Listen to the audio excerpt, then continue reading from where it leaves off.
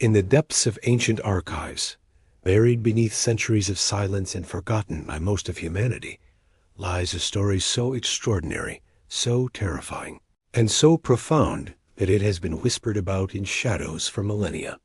This is not a tale of myth or legend, but a historical account of a world that once existed, world so magnificent, yet so corrupted that the very heavens wept at its destruction. Before the great deluge swept across the earth, before the waters rose to cover the highest mountains, there existed a civilization unlike anything we can imagine today. It was a time when the boundary between heaven and earth was gossamer thin, when beings of immense power walked among mortals, and when the very fabric of creation pulsed with divine presence. Yet this same world harbored secrets so dark, corruption so complete, that it would ultimately provoke the most catastrophic judgment in human history. Picture, if you will, a world where giants cast shadows across entire cities, where fallen angels taught forbidden knowledge to eager human minds, and where the line between the natural and supernatural had been obliterated. This was not the quaint Sunday school story of Noah's Ark, filled with pairs of animals. This was a spiritual battleground, where the forces of light and darkness waged war for the very soul of creation itself. The earth was young then, still vibrating with the echoes of the Creator's voice that had called it into existence. Every mountain, every river, every blade of grass bore the fresh imprint of divine craftsmanship. Nature itself was a symphony of perfect order, responding to the will of its maker with harmonious precision. The air was pure, the water crystal clear, and the soil rich beyond modern comprehension. It was a world where death had not yet fully established its dominion, where human lifespans stretched for centuries, and where the memory of Eden still lingered in the collective consciousness of mankind. Yet even in this paradise-like setting, something sinister was stirring. The seeds of rebellion, first planted in the garden when humanity chose the path of disobedience, had taken root and were beginning to bear their bitter fruit. What had started as a simple act of defiance against divine authority was evolving into something far more complex and devastating. Systematic corruption of everything God had declared good. The Creator looked down upon his handiwork and observed a transformation that filled his heart with profound sorrow. Where once he had seen harmony, now he witnessed chaos. Where once there had been communion between the divine and human, now there was separation. Where once his creation had reflected his own character of love, justice, and truth, now it mirrored the darkness that had been introduced by rebellion. The sacred text records this divine observation with words that pierce the soul. The Lord saw that the wickedness of man was great in the earth, and that every imagination of the thoughts of his heart was only evil continually. This was not merely moral failure on a human scale. This was the complete inversion of everything creation was meant to be. The very thoughts and imaginations that should have been turned toward their Creator were now consumed with evil, not occasionally or partially, but continually and completely. But how did this transformation occur? How did a world that had emerged from the hands of a perfect Creator become so thoroughly corrupted? The answer lies not merely in human choice, but in a cosmic conspiracy that began not on earth, but in the highest realms of heaven itself. Long before any human foot had touched the soil of Eden, before the first sunrise had painted the sky with its golden light, a rebellion had erupted in the celestial realm. It was a rebellion led not by mortals, but by beings of incredible power and beauty angels who had been created to serve and worship the Most High. These were not mere servants, but princes of heaven, beings of such magnificence that they could stand in the very presence of God without being consumed by his glory. The leader of this rebellion was once the most beautiful of all created beings, a cherub whose very name, Lucifer, meant light bearer. He had been the anointed guardian cherub, perfect in all his ways from the day he was created. His beauty was beyond description, adorned with precious stones, his music filling the courts of heaven with melodies of worship. Yet in his heart, a thought began to form, a thought that would shatter the unity of heaven and cast a shadow over all creation. This thought was simple yet catastrophic. I will be like the Most High. It was not enough for Lucifer to be the most beautiful, the most gifted, the most honored of all created beings. He desired to occupy the throne that belonged to God alone. He wanted to ascend above the stars of God, to sit upon the mount of the congregation, to make himself equal with his Creator. But pride, as it always does, led to a fall. The very being who had once led the worship of heaven now found himself cast out, expelled from the presence of the one he had sought to replace. And he did not fall alone. The scriptures tell us that his tail drew a third of the stars of heaven and cast them to the earth, symbolic way of describing how 1/3 of the angelic host chose to join his rebellion and were consequently banished from their heavenly home. These fallen angels, these sons of God, as they are called in the ancient text, did not simply disappear into oblivion. They were cast down to earth, where they would encounter the newest creation of God humanity. And it was here, in their interaction with the human race, that the corruption of the antediluvian world would reach its climax. The earth that these fallen beings encountered was not the cursed world we know today. When Adam and Eve had first been placed in the garden, the entire planet had been their domain. The climate was perfect, with a canopy of water vapor surrounding the earth that created a greenhouse effect, eliminating harsh weather and providing ideal growing conditions everywhere. There were no deserts, no frozen wastelands, no regions too harsh for human habitation. The earth was literally a global garden, teeming with life and beauty. The fallen angels surveyed this pristine world with eyes that burned with jealousy and malice. They had lost their place in heaven, but here was an opportunity for revenge against the God who had cast them out. If they could not hurt him directly, they would strike at what he loved most, his human creation. The plan that formed in their minds was as brilliant as it was evil. They would corrupt humanity from within, polluting the very bloodline through which God had promised redemption would come. The strategy they employed was both subtle and devastating. These beings possessed knowledge and power far beyond anything humans had ever encountered. They understood the secrets of the universe, the properties of matter, the forces that governed creation itself. And they decided to share this knowledge with humanity, not out of benevolence, but as a means of seduction and ultimate destruction. The book of Genesis records the beginning of this cosmic infiltration with words that have puzzled scholars for millennia. The sons of God saw the daughters of men that they were fair, and they took them wives of all which they chose. This was not merely a case of spiritual beings finding human women attractive. This was a calculated invasion, a systematic contamination of the human race by beings who should never have interfered in earthly affairs. These unions between the fallen angels and human women produced offspring that were neither fully human nor fully angelic. They were called the Nephilim, Hebrew word meaning the fallen ones, and they were beings of extraordinary size, strength, and ability. But their mixed nature made them abominations in the sight of God, creatures that represented the corruption of his original design for both angels and humans. The Nephilim were not merely large humans, as some have suggested.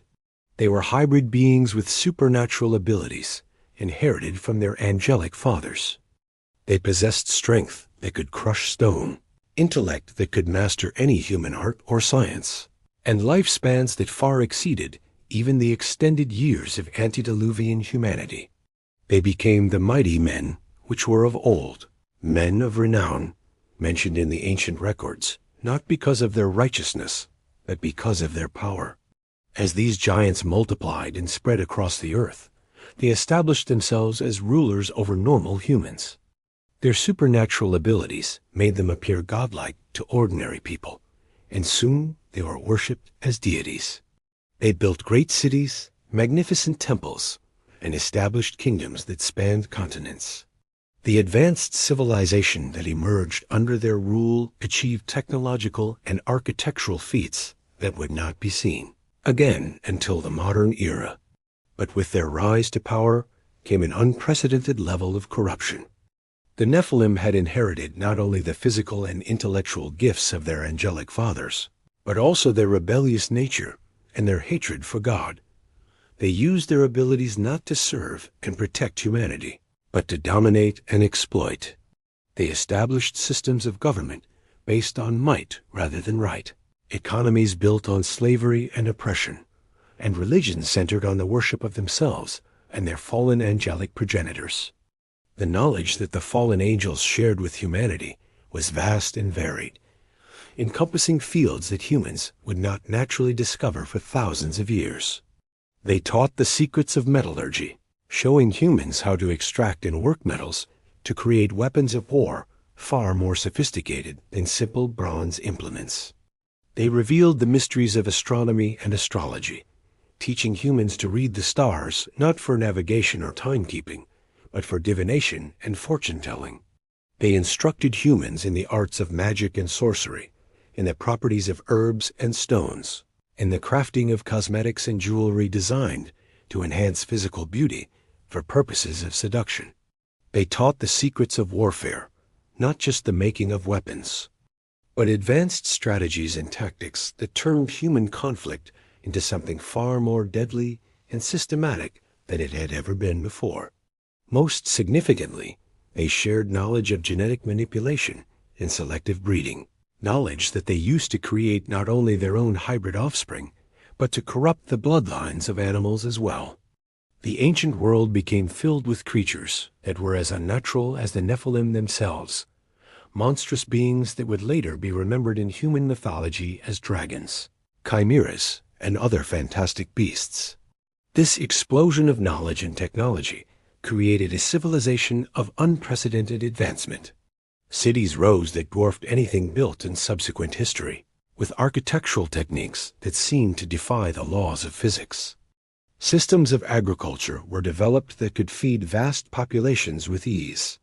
Art and music reached levels of sophistication that spoke to divine inspiration, albeit inspiration from fallen divine beings. Yet all of this apparent progress came at a terrible spiritual cost. As humanity became intoxicated with new knowledge and power, they gradually forgot their dependence on their Creator, the God who had formed them from dust and breathed into them the breath of life. Became increasingly irrelevant to people who could now perform what seemed like miracles through the forbidden knowledge they had acquired. The worship of the true God was replaced by the worship of the Nephilim and their angelic fathers. Temples were built not to honor the Creator, but to glorify these hybrid beings who demanded worship as their due. Sacrifices were offered not in gratitude for divine blessings, but in fearful submission to the power of these false gods.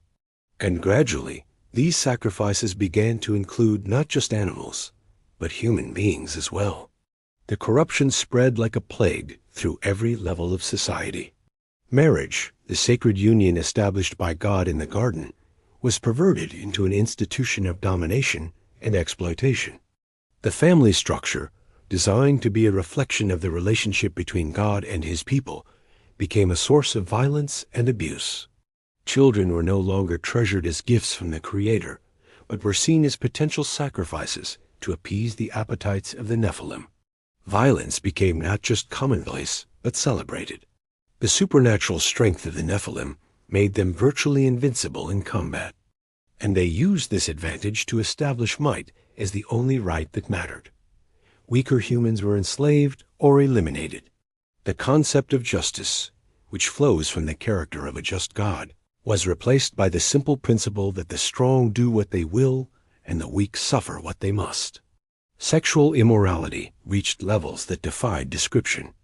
The knowledge provided by the fallen angels included techniques of seduction and manipulation that reduced human sexuality from its intended purpose as an expression of covenant love to mere physical gratification and social control. Practices that were abominations in the sight of God became not only accepted, but institutionalized as part of religious worship. The earth itself began to respond to this spiritual corruption in ways that were both subtle and profound. The perfect climate that had existed since creation started to become unstable. Weather patterns that had been predictable and beneficial began to turn chaotic and destructive. The ground that had once yielded its increase with minimal effort now required increasing labor to produce crops. Disease, previously unknown among humans, began to appear as the natural order of creation was disrupted by the presence of beings who had no rightful place in the earthly realm. Even the animal kingdom was affected by this spreading corruption. Creatures that had lived in harmony with humans and with each other began to exhibit aggressive and predatory behaviors. The diet of both humans and animals, originally plant-based according to the divine design, gradually shifted to include meat as the abundance of vegetation decreased and the struggle for survival intensified. The peaceable kingdom that had existed since creation was giving way to a world of violence and death.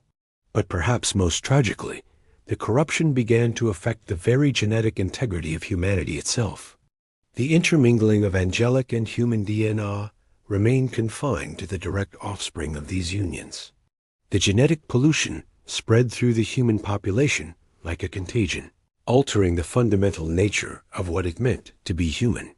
The image of God in which humanity had been created was being systematically defaced and distorted. The ancient records tell us that all flesh had corrupted his way upon the earth. This was not merely moral corruption, though that was certainly present. This was biological corruption at the deepest level, a fundamental alteration of the created order that threatened to make the human race unrecognizable from what God had originally intended. The pure human bloodline, through which the promised Redeemer was to come, was in danger of being completely polluted. It was in this context of spreading corruption that the voice of God began to speak words of warning to a humanity that had largely forgotten how to listen. The divine Spirit, who had once moved freely among humans, began to withdraw his presence as hearts grew harder and minds became more focused on earthly power and pleasure. The communication between heaven and earth, once as natural as breathing, became increasingly rare and precious. Yet even in this darkening world, there remained a remnant, a small group of humans who retained their connection to their Creator and refused to bow to the false gods that dominated society. These were the descendants of Seth, the son given to Adam and Eve to replace Abel after his murder by Cain. While the line of Cain had given itself over to building cities and accumulating power without regard for God, the line of Seth had maintained the practice of calling upon the name of the Lord. Among this righteous remnant was a man whose life would become a beacon of hope in the gathering darkness. His name was Enoch, and he walked with God in a way that was so complete, so intimate, that it distinguished him not only from his contemporaries, but from every other human being who had ever lived. In a world where death had become the universal experience of humanity, Enoch experienced something that defied explanation.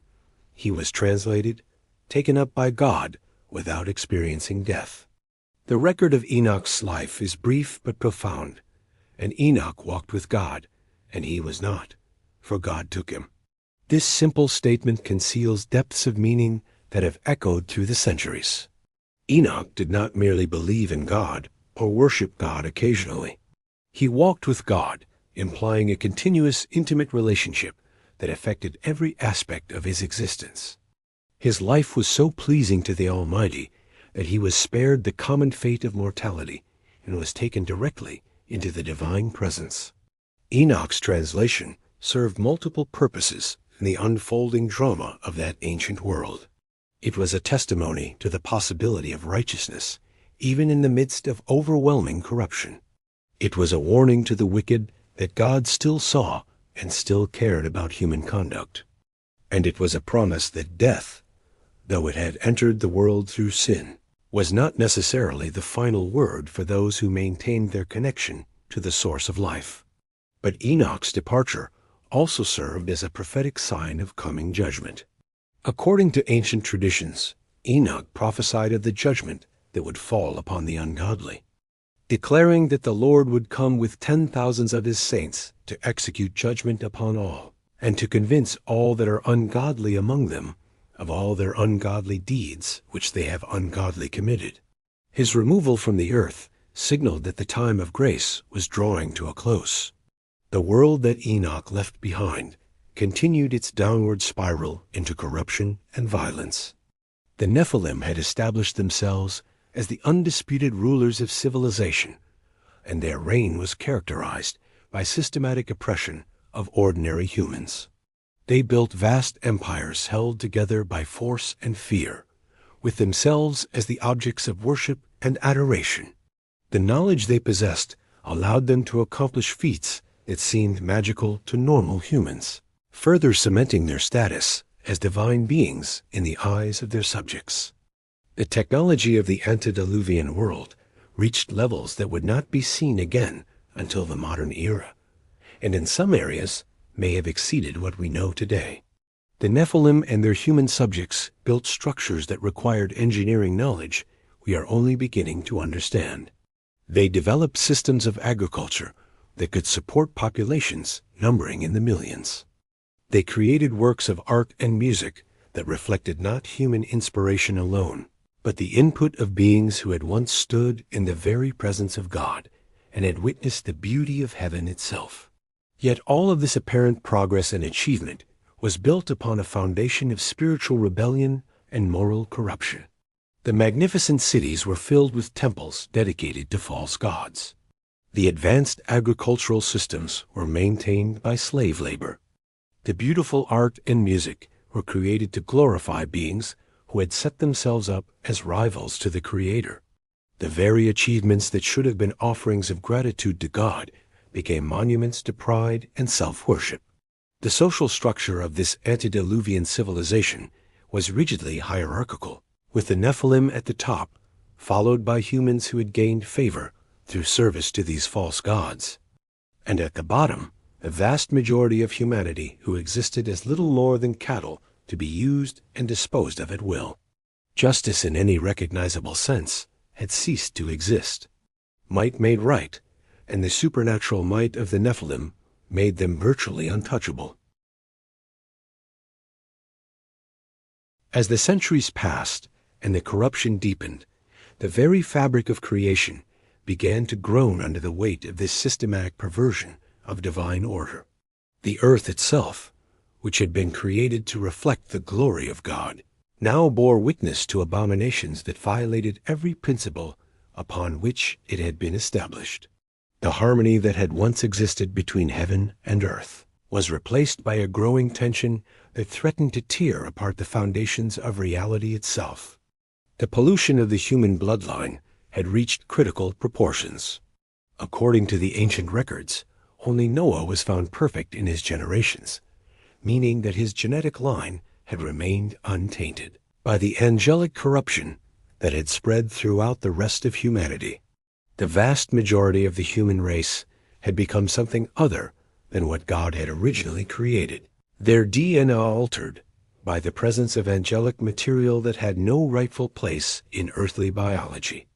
This genetic corruption manifested itself not only in the obvious hybrid nature of the Nephilim, but in subtler ways throughout the general population. Humans began to exhibit characteristics and abilities that were never part of the original design. Some developed supernatural strength or intelligence. That came not from divine blessing, but from the presence of corrupted spiritual elements in their makeup. Others showed tendencies toward violence and cruelty that exceeded normal human capacity for evil. The animal kingdom had not escaped this corruption either. The mingling of species that should never have been combined produced creatures that were as monstrous as they were unnatural. The ancient world became populated with beings that would later live on only in legend, and mythology creatures that combined the characteristics of different species in ways that violated the boundaries God had established at creation. These hybrid animals were not merely curiosities or oddities. Many of them were deliberately created as instruments of war and terror by the Nephilim, who used their knowledge of genetics to produce creatures that could serve their purposes of domination and control. Some were created for religious purposes, as objects of worship or as sacrificial offerings in the elaborate rituals that had replaced true worship of God. The very landscape of the earth began to reflect the spiritual condition of its inhabitants. Where once everything had been beautiful and harmonious, now there were regions that seemed to pulse with malevolent energy. Sacred sites dedicated to the worship of fallen angels became focal points of supernatural activity that disturbed the natural order for miles around.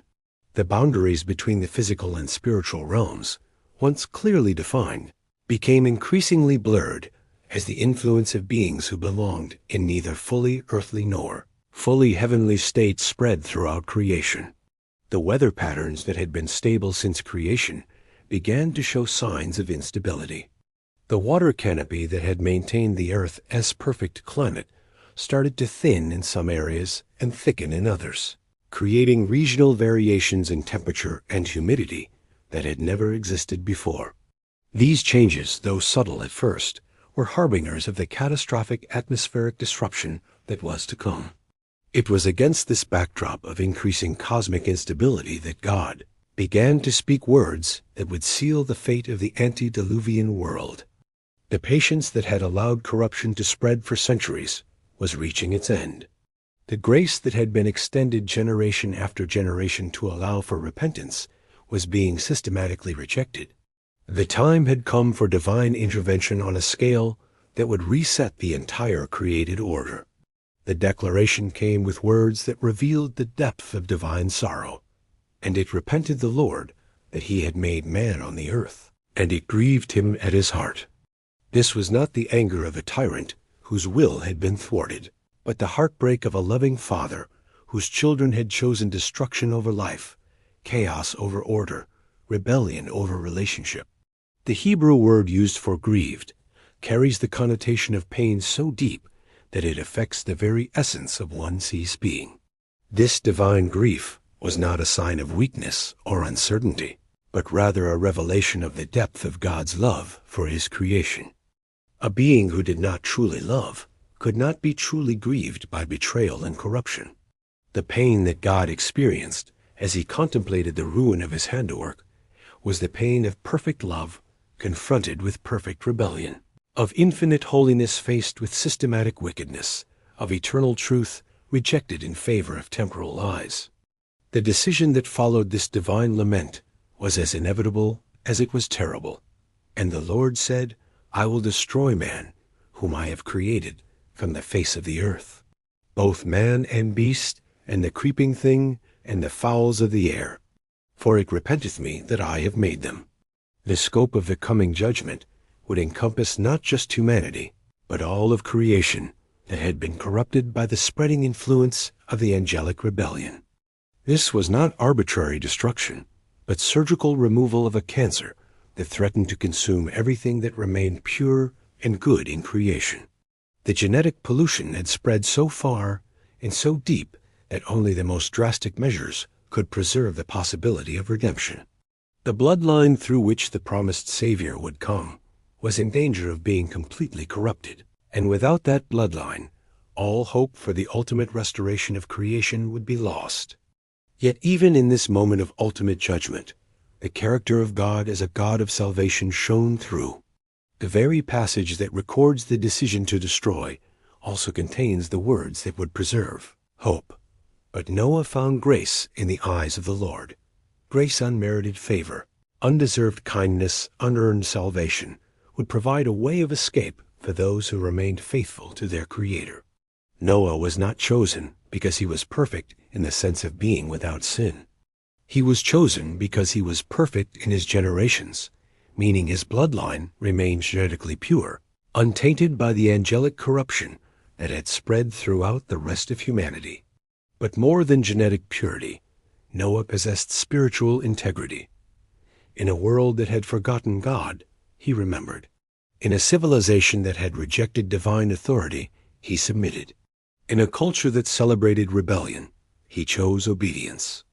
The mission that God gave to Noah was both practical and prophetic. He was to build an ark, not just a boat, but a floating sanctuary that would preserve the genetic diversity of creation through the coming cataclysm.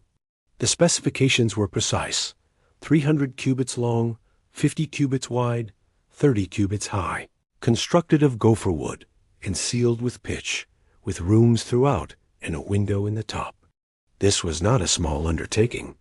The ark would be approximately 450 feet long, 75 feet wide, and 45 feet high, a vessel of enormous proportions that would require years to construct and an unwavering faith to complete. Noah would have to gather materials, develop construction techniques, and maintain his commitment to the project through decades of labor, all while surrounded by a society that had no comprehension of what was coming. The construction of the ark became Noah's life work, his daily testimony, and his prophetic ministry, all rolled into one. Every morning for more than a century, he rose to continue the seemingly impossible task of building a massive vessel in a world where rain had never fallen and floods were unknown. His neighbors undoubtedly viewed him as a madman, a religious fanatic who was wasting his life on a pointless project based on the supposed word of a god most people had forgotten. Yet Noah persevered, driven not by visible evidence, but by faith in the one who had spoken to him. The Hebrew word for faith implies not just belief, but complete trust and dependence, the kind of unwavering confidence that acts on the word of God even when circumstances seem to contradict that word. Noah's faith was demonstrated not in a moment of crisis, but in the steady, persistent obedience of daily labor over the course of decades. As the ark took shape, it became more than just a construction project. It became a sermon in wood and pitch. Every board that was fitted, every joint that was sealed, every room that was completed, was a declaration that God keeps his word, both his promises and his warnings. The growing structure stood as a silent rebuke to a world that had convinced itself that divine judgment was either impossible or so far in the future as to be irrelevant. The animals began to arrive as the construction neared completion, drawn not by human effort, but by divine instinct. They came from every corner of the earth, representing every species that God intended to preserve through the coming catastrophe. Clean animals came by sevens, unclean by twos.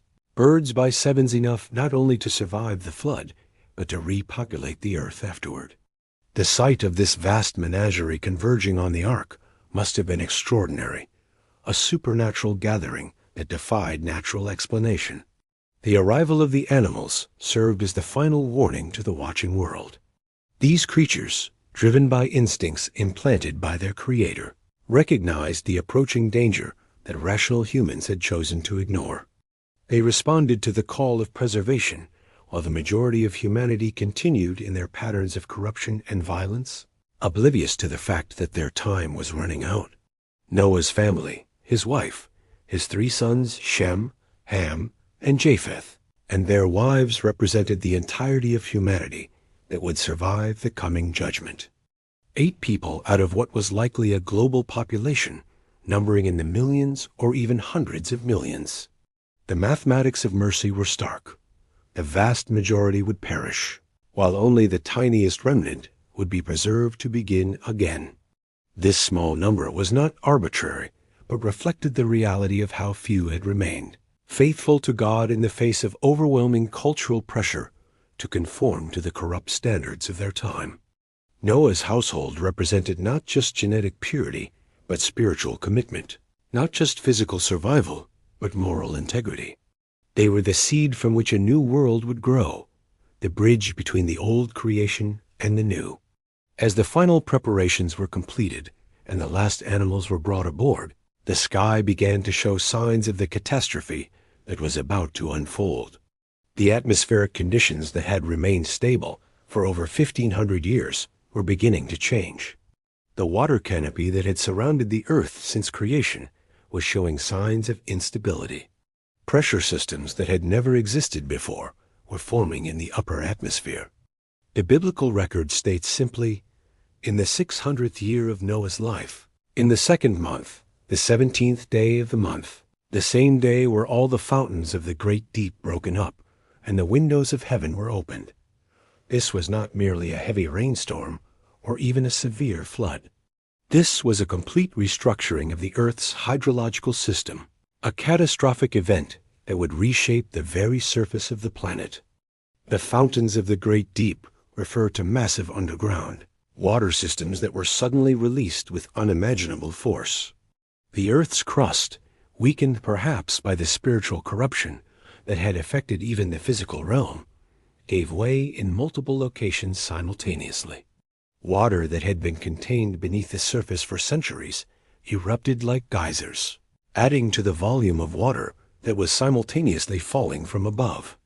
The windows of heaven that opened were the collapse of the water canopy that had maintained the Earth's greenhouse climate since creation. This vast reservoir of water vapor, containing more water than all the current oceans combined, fell to Earth in a deluge that defied description.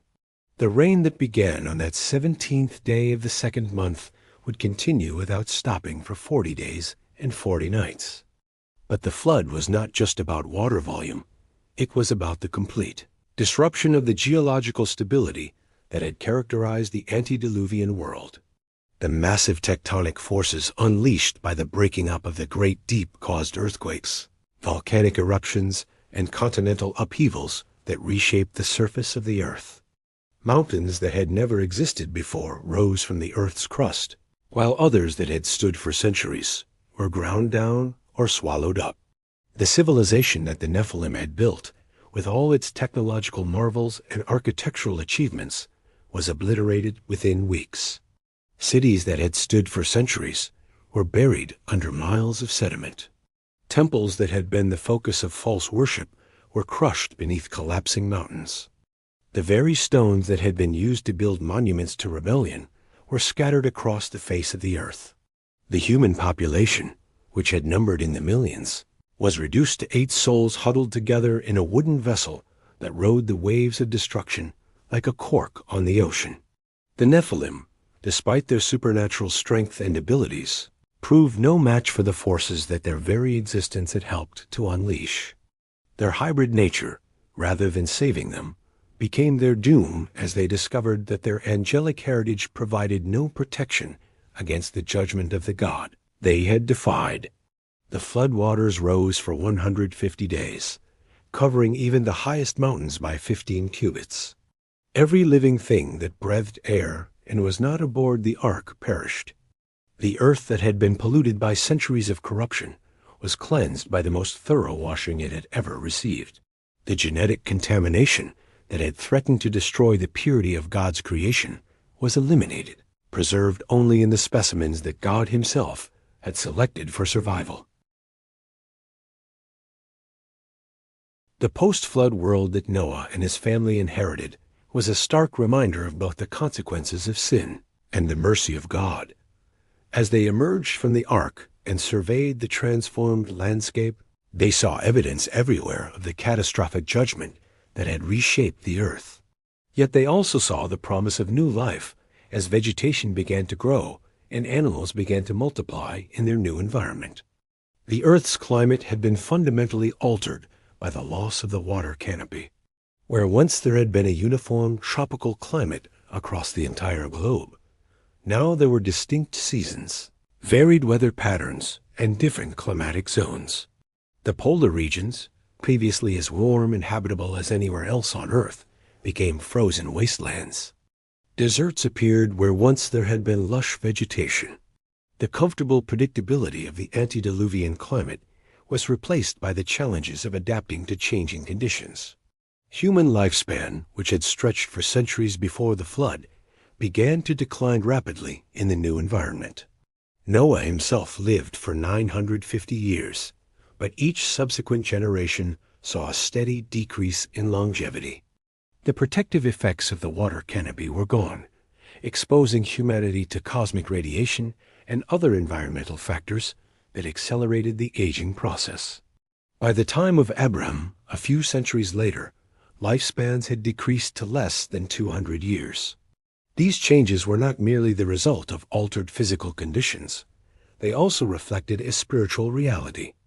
The corruption that had necessitated the flood had been eliminated, but the capacity for corruption remained in the human heart. The flood had provided a fresh start, but it had not fundamentally changed human nature. Within a few generations, the same patterns of rebellion and corruption that had characterized the antediluvian world began to appear again. The three sons of Noah, Ham, and Japheth became the progenitors of all post-flood humanity. Their descendants spread across the earth, establishing new civilizations and developing new cultures. Yet even within Noah's own family, the seeds of future conflict were already present. The incident involving Ham and his father's nakedness revealed that even among the survivors of divine judgment, respect for authority and moral boundaries was not guaranteed. As the population grew and spread, the memory of the flood began to fade from collective consciousness. The 8 people who had experienced divine salvation firsthand were gradually outnumbered by descendants who knew the story only through oral tradition. With each passing generation, the reality of divine judgment seemed more remote, more like ancient legend than historical fact. Yet echoes of the flood story persisted in the cultural memory of virtually every civilization that developed in the post-flood world. From the Epic of Gilgamesh in ancient Mesopotamia to flood stories found in cultures as far-flung as the Americas and Australia, the memory of a great deluge that destroyed an earlier world remained embedded in human consciousness. These stories, while often corrupted by time and cultural adaptation, testified to the reality of the catastrophic event that had reset human history. The technological knowledge that had been possessed by the antediluvian civilization was largely lost in the flood. The Nephilim, who had been the repositories of much of the advanced knowledge taught by the fallen angels, had perished. The humans who survived on the ark possessed practical skills necessary for survival, but much of the sophisticated technology of the previous world had to be rediscovered through slow, gradual development. This loss of technological knowledge served a protective purpose in God's plan. The advanced capabilities that had existed before the flood had been used primarily for corrupt purposes of warfare, oppression, and rebellion against divine authority. By forcing humanity to start over with more primitive technology, God ensured that the development of powerful capabilities would be gradual, allowing time for moral and spiritual development to keep pace with technological advancement. The languages that had been spoken in the antediluvian world were also lost, replaced by the single language that Noah's family spoke. This linguistic unity initially facilitated communication and cooperation among the growing population, but it also enabled collective rebellion, as would be demonstrated at the Tower of Babel. When humanity again attempted to establish a civilization independent of God, divine intervention through the confusion of languages would scatter them across the earth and force them to develop separate cultures and societies. The religious knowledge that had been corrupted by the fallen angels was also largely eliminated, giving humanity a fresh start in their understanding of divine truth. Noah and his family carried with them the pure worship of the true God, untainted by the elaborate systems of false worship that had characterized the previous world. Yet even this pure beginning would not prevent the eventual development of new forms of idolatry and false religion as human imagination and pride reasserted themselves. The flood had demonstrated that divine judgment is a reality that cannot be avoided indefinitely. The patience of God is real, but it is not infinite. The grace that offers salvation is genuine, but it must be accepted before the door of opportunity closes. The antediluvian world had received warnings through righteous preachers like Enoch and Noah, but the vast majority had chosen to ignore those warnings until it was too late. Yet the flood had also demonstrated the reality of divine salvation for those who respond to God's call. Noah and his family were saved, not because they were perfect, but because they were faithful. Their preservation through the greatest catastrophe on earth, as history testified to God as power to deliver those who trust in Him, even in the midst of universal judgment. The ark itself became a powerful symbol of salvation that would echo through subsequent revelation. Just as Noah and his family found safety from the judgment waters inside the vessel that God had designed, so all who seek salvation must find refuge in the provision that God has made. The pitch that sealed the ark from the waters of judgment points forward to the blood of Christ that shields believers from the wrath of God. The legacy of the antediluvian world extends far beyond the ancient past into our present day and future. The same spiritual forces that corrupted the pre-flood civilization continue to operate in our world today. The fallen angels who first introduced forbidden knowledge to humanity remain active, though their methods and manifestations may be different. The human tendency toward rebellion against divine authority that characterized Noah's generation persists in every subsequent generation, including our own. Modern civilization, with all its technological marvels and cultural achievements, bears striking resemblances to the world that was destroyed by the flood. Our cities rival those of the Nephilim in their scale and ambition. Our scientific knowledge surpasses even the forbidden wisdom taught by the fallen angels. Our capacity for both creation and destruction exceeds anything the antediluvian world achieved. Yet the fundamental spiritual questions remain unchanged. Will humanity acknowledge its dependence on God, or will it continue to pursue autonomy and self-determination at any cost? The genetic manipulation that corrupted the pre-flood world finds its modern parallel in the biotechnology revolution that is reshaping our understanding of life itself. Scientists today possess the ability to alter DNA, create hybrid organisms, and experiment with the fundamental building blocks of creation in ways that would have been familiar to the Nephilim. The same questions that faced the antediluvian world face us today.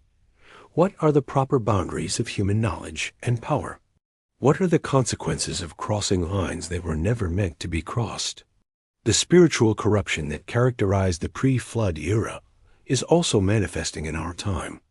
The worship of false gods may take different forms today: materialism, nationalism, scientism, humanism, but the underlying principle is the same: the elevation of created things above the Creator.